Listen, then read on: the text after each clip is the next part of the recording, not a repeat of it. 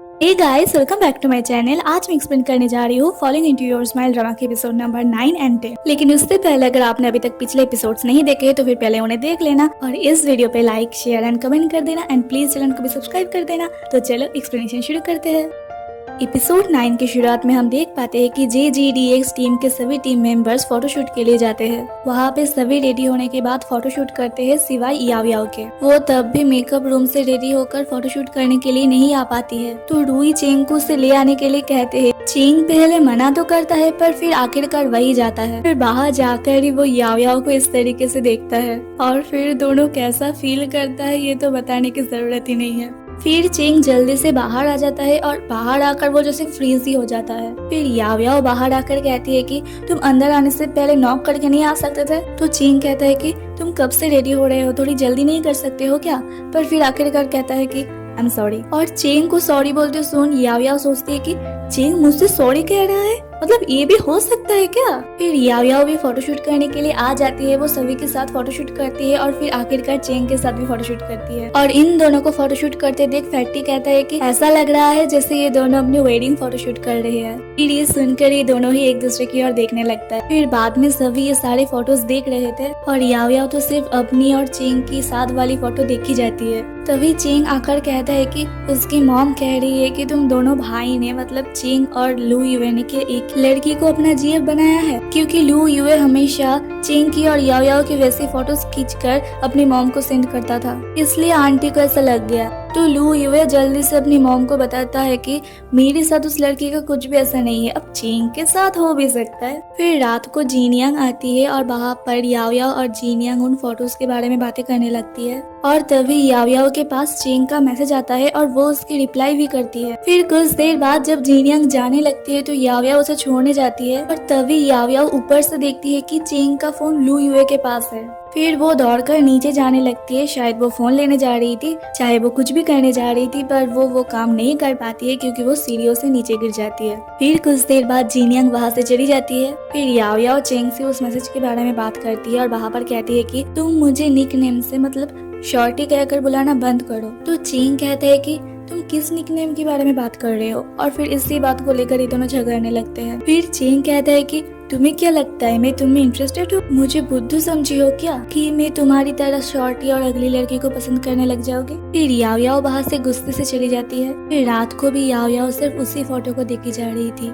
फिर अगले दिन यूमिंग आकर सभी को कहता है कि इसी हफ्ते हमारा नेशनल मैच होने वाला है और आज ही एक और ओपोनेंट टीम के साथ हम लोगों को दूसरा प्रैक्टिस मैच खेलना होगा। फिर सब वो सेकंड प्रैक्टिस मैच खेलने लग जाते हैं। फिर कुछ टाइम तक ये लोग गेम खेलते रहते हैं और इस बार आखिरकार ये लोग जीत जाते हैं। पर चेंग थोड़ा उदास होकर कहता है कि यूरोपैंथ लौट आया है क्योंकि पूरे मैच में मुझे बराबरी का टक्कर देने वाला सिर्फ वही है। फिर वो बाहर से दुखी होकर चला जाता है और बाकी सब इसी बारे में बात करने लगते हैं। फिर चेंग को दिखाया जाता है जो दुखी होकर इसी बारे में सोच रहा था और तभी वो अपने पुराने समय के बारे में सोचता है और सीन फ्लैशबैक में जाता है जहाँ पर चेंग एक गेमर ट्रेनी बनने के लिए कोरिया जाकर एक गेमिंग टीम को ज्वाइन करता है, जहाँ पर हीरोपैंथ को दिखाया जाता है जो असल में एक कोरियन गेमर है। फिर ट्रेनी चेंग को दिखाया जाता है जो रात दिन एक करके सिर्फ गेम प्रैक्टिस करता था और हीरोपैंथ उसका बहुत ही अच्छा दोस्त बन चुका था। वो दोनों हर काम एक ही साथ करते थे और सिर्फ उसी के कहने पर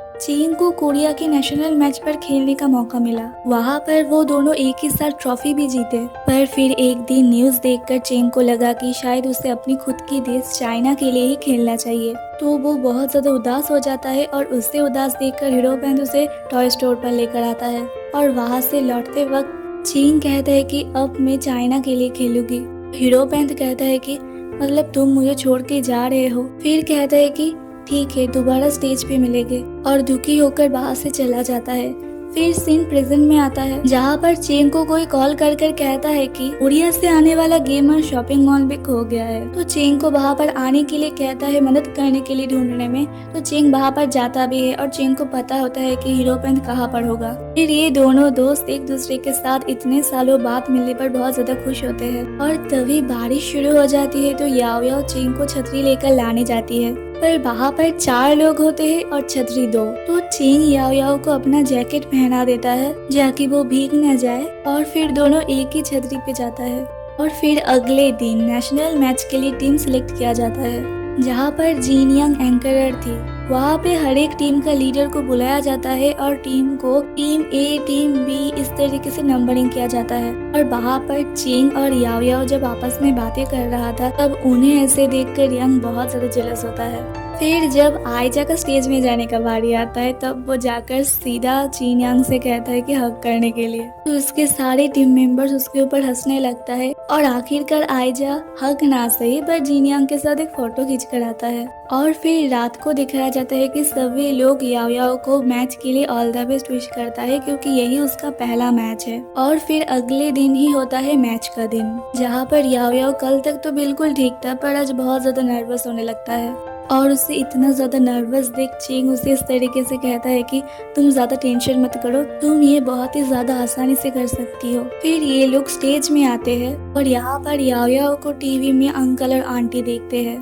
और दोनों ही अपनी बेटी को टीवी में देख बहुत ही ज्यादा खुश होते हैं। और ये आंटी जो कल तक याओ याओ को कह रहे थे कि तुम्हें सिर्फ एक गेमर बनना है क्या, इसीलिए इतना ज्यादा मेहनत करके हम लोगों ने तुम्हें यूनिवर्सिटी में पढ़ाई, और उन्हें अब देखो कितना खुश हो रहे हैं। फिर इधर मैच शुरू होने की तैयारी चलता है, सभी मेंबर्स तैयार होते हैं पर याओ याओ को तभी भी बहुत ज्यादा नर्वस फील हो रही थी। फिर सीके टीम के साथ JGDX टीम का मैच शुरू होता है और इसी के साथ एपिसोड 10 यहीं पर खत्म हो जाता है। मेरी वीडियो देखने के लिए आप लोगों का बहुत बहुत शुक्रिया। किसी और ने अचानक से आधा अधूरा ड्रामा एक्सप्लेन करना शुरू कर दिया तो बहुत लोग वहाँ पर चले गए, पर फिर भी जो लोग नहीं गए मेरे लिए इंतजार कर रहे थे उन लोगों को बहुत बहुत शुक्रिया। And I am really sorry कि मैंने आप लोगों को इतना ज्यादा इंतजार करवाया। और जो लोग दोबारा से यहाँ आकर मेरी वीडियो देख रहे हो उन लोगों को भी बहुत बहुत शुक्रिया। अगर वीडियो अच्छा लगा तो फिर वीडियो पे लाइक, शेयर एंड कमेंट कर देना एंड प्लीज चैनल को भी सब्सक्राइब कर देना। मैं फिर से मिलूंगी आप लोगों के साथ इसका अगले एपिसोड के साथ, तब तक के लिए अपना ध्यान रखना, दूसरों का भी ध्यान रखना। Bye bye.